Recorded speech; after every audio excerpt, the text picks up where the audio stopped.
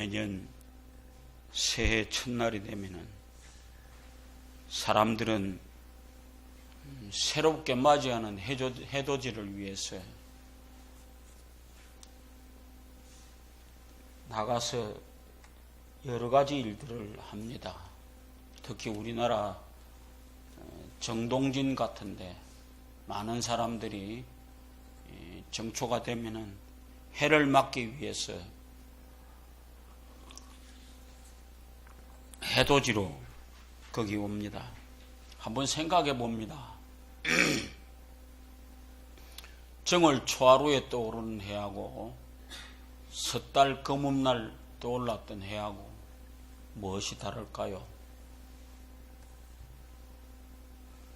12월 31일 날 떠올랐던 해나 1월 1일 날 떠올랐던 해나 똑같은 해입니다. 그러나 우리가 어떤 마음으로 그 해를 맞느냐에 따라서 달라지는 것을 우리는 잘 보고 있습니다. 새해 첫날 떠오르는 태양에 대해서 의미를 부여하면은 그 태양이 멋있게 보입니다. 우리가 살아가면서 말입니다. 평소에는 중요하지 않게 생각하던 것도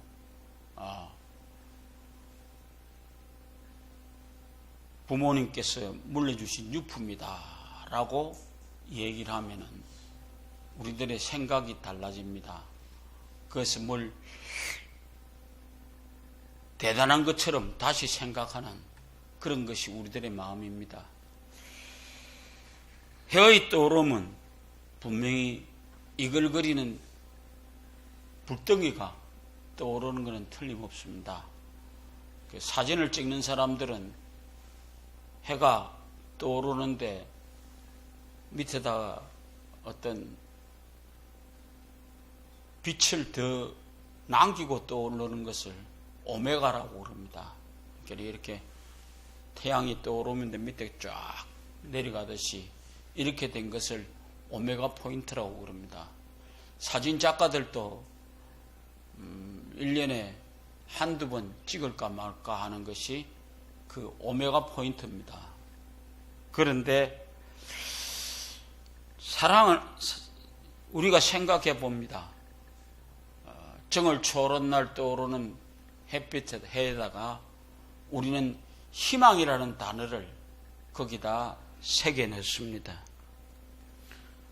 어둠이 태양이 밝아짐으로 인해서 산산이 부셔져 버리는 것처럼 우리는 태양의 붉은 빛이 물든 바다는 장엄하기까지도 합니다.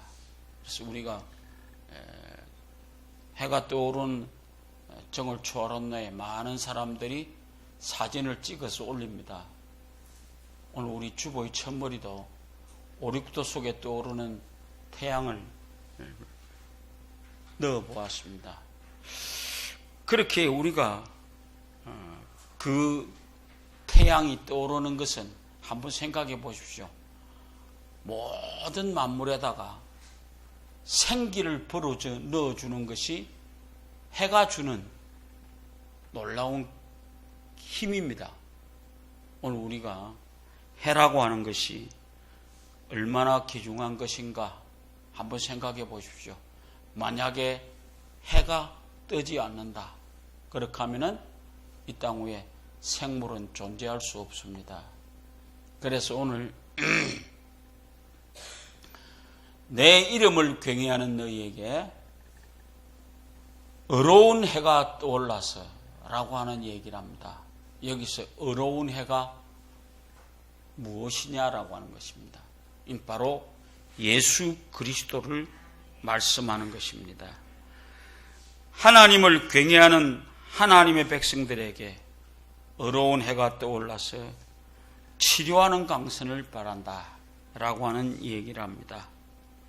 오늘 본문 말씀을 나눌 때 하나님의 역사하심으로 인해서 치료하는 강선이 우리의 심령의 비춤으로 말미암아 오늘 우리는 병든 육체가 새로운 힘을 얻고 심령의 비침으로 인해서 심령이 회복되어지고, 이런 것이 바로 이 해가 우리에게 주는 엄청난 힘입니다. 성경 전체를 우리가 생각해 볼 때에 해가 떠오르는 것은 긴 밤 시련을 이겨낸 사람만이 많이 얻을 수 있는 해라고 하는 것을 우리는 잘 알 수 있습니다. 우리 잘 알다시피 예수님이 십자가 위에 못 박히셔서 돌아가셨다가 안식 후 첫날 다시 부활하셨을 때를 한번 생각해 보십시오. 마태복음 28장 1절 2절에 보면 안식일이 다하여가고 안식 후 첫날이 되려는 미명의 막달라 마리아와 다른 마리아가 무덤을 보려고 왔더니 큰 지진이 나며 주의 천사가 하늘로서 내려와 돌을 굴러넣고 그 위에 앉았더라라고 하는 얘기를 합니다.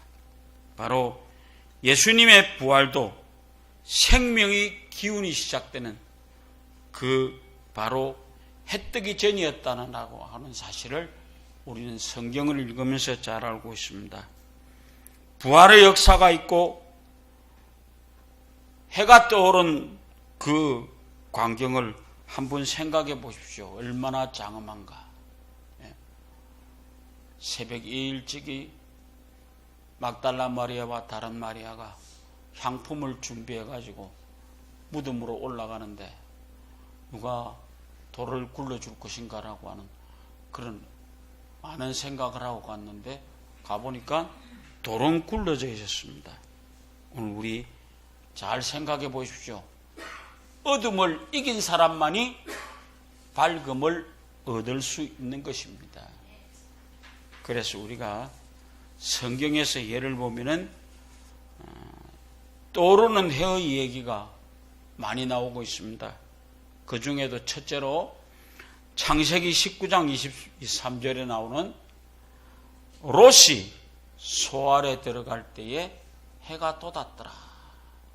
우리 잘 알다시피 창세기 19장에서 소돔과 고모라는 제약으로 간영되어 있었기 때문에 하나님께서 그 땅을 멸하기로 하셨습니다. 그런데 아브라함이 아무리 생각해 보아도 그대로 함께 조카와 그 가족을 죽일 수 없었습니다. 그래서 하나님한테 깎아내리다가 안 돼서 10명까지 의인을 찾다가 못 찾았습니다. 그런데 하나님은 의인을 결코 죄인과 함께 멸할 수 없었습니다.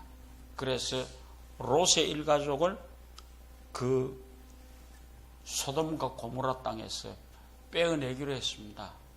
그러면서 하나님께서 롯의 가족에게 넘겨주었던 얘기가 뭡니까? 나갈 때 절대로 뒤를 돌아보면 안 된다. 그런데 롯의 처가 그 많은 것을 놔두고 가는 게 너무 아까웠던지 뒤를 돌아보아서 소금 기둥이 되어져 버렸습니다. 그런데 그 나머지 가족은 소알 땅으로 들어가게 되었습니다. 그런데 소알 땅에 딱 들어갔는데 해가 돋아올랐더라.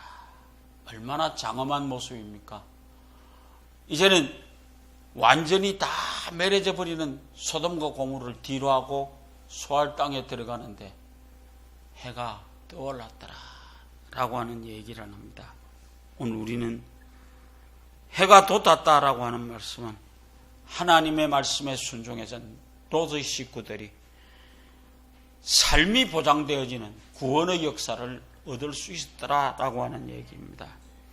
오늘 롯의 앞에 떠오르는 해는 구원의 빛이요 은혜의 빛으로 그에게 비추어졌습니다. 오늘 우리 새해를 맞는 여러분들, 이런 해를 맞을 수 있는 여러분들 되시기를 간절히 부탁합니다. 두 번째로 창세기 32장에 가면은 유명한 사기꾼 야곱의 얘기가 나옵니다. 야곱이 눈먼 아버지도 속이고 형도 속이고 몽땅 다 해서 축복을 다 가지고 가긴 갔는데 눈을 떠보니까 아닙니다. 형이 이제 동생을 죽이기 위해서 칼을 가고 있는 그런 절박한 상황에서 그 야곱은 모든 걸 버리고 아버지 곁을 떠납니다. 그런데 가다가 얼마나 처량했겠습니까? 그런데 하나님은 그 야곱을 버리지 않았습니다. 하늘과 땅으로 연결되어 있는 사닥다리 속에 천사가 오르락 내리락 합니다. 그러면서 넘겨주었던 얘기가 뭡니까? 네가 돌아오는 그날까지 내가 너와 함께 하겠느니라. 그래가지고 야곱은 외삼촌 라반의 집에 가서 결혼도 하고 자신의 꿈을 키워갔습니다. 그런데 그 라반이 7년 동안만 하면 분명히 라헬을 주겠다고 그랬는데 안 되었습니다. 레아를 아내로 주었길래 그 다음 다시 7년 동안 더 수고를 해서 라헬까지 얻었습니다. 그리고 모든 재산을 다 챙겨서 이제 고향으로 돌아갑니다. 고향으로 돌아가는데 약복강 나루터에 왔습니다. 먼저 두 떼를 나누어서 모든 재산을 넘겨놓고 부인에게 그럽니다. 먼저 가거라고. 나는 여기 조금 더 볼 일이 있노라고. 그렇게 하고 약복강 나루터에 엎드렸던 야곱은 하나님 앞에 엎드렸습니다. 하나님 좀 봐주십시오 라고 했는데 천사가 나타났습니다. 그리고 씨름을 했습니다. 밤새도록 씨름을 했는데 그 천사가 야곱을 이길 수 없었습니다. 그래서 날은 밝아오고 야, 좀 놔주라 그랬는데 야곱이 그 천사에게 한 말이 뭡니까? 나에게 복을 빌어주지 않으면 낫지 않겠습니다. 그때 그 천사가 물었습니다. 이름이 뭐냐? 야곱입니다. 야곱이라는 이름의 뜻이 뭡니까? 발뒤꿈치를 잡고 나왔다. 그런 얘기이기 때문에 남을 죽이는 일을 하고 있는 그의 이름을 바꿔주었습니다. 뭐라고요? 이스라엘이라고 하는 이름을 주었습니다.